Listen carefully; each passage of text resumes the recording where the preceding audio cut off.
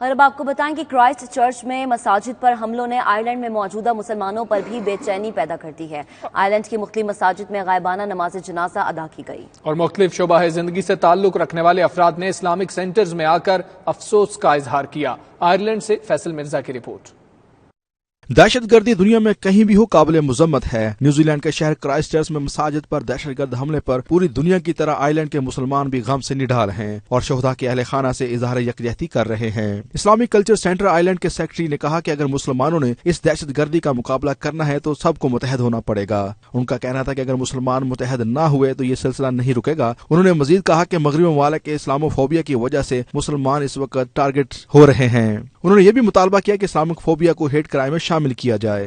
We would like to condemn this atrocity and classify it as a terrorist massacre, but also we'd like to say that it proves that terrorism has no faith and no race. دیگر افراد نے بھی اس واقعے کی شدید مذمت کی اور آئرلینڈ میں بسنے والے مسلمانوں سے ایک طرف پرامن رہنے کی درخواست کی اور دوسری طرف کسی بھی قسم کے حادثے سے نمٹنے کے لیے ضروری اقدامات اٹھانے پر بھی زور دیا۔ We've all been really upset to see what has happened in New Zealand and the families that are there. And the amount of love and support that we have received here in the centre, and even looking online, all of the love and support that have been given to the Muslims around the world, the Islamic centres around the world, all standing together in support of the families, the people of New Zealand, the wonderful Prime Minister of New Zealand.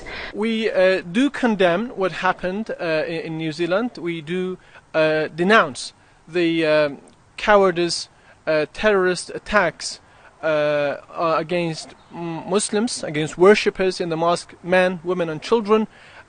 We think these are crimes against humanity and against all the human and moral values in the world. Ireland کی حکومت اور عوام کی جانب سے بھی اس واقعے پر سخت اور واضح موقف اپنایا گیا ہے کہ یہ دہشت گردی کا واقعہ کسی صورت بھی قابل قبول نہیں اور خاص طور پر سوشل میڈیا کے ضابطۂ اخلاق میں تبدیلی وقت کی اہم ضرورت بن گیا ہے۔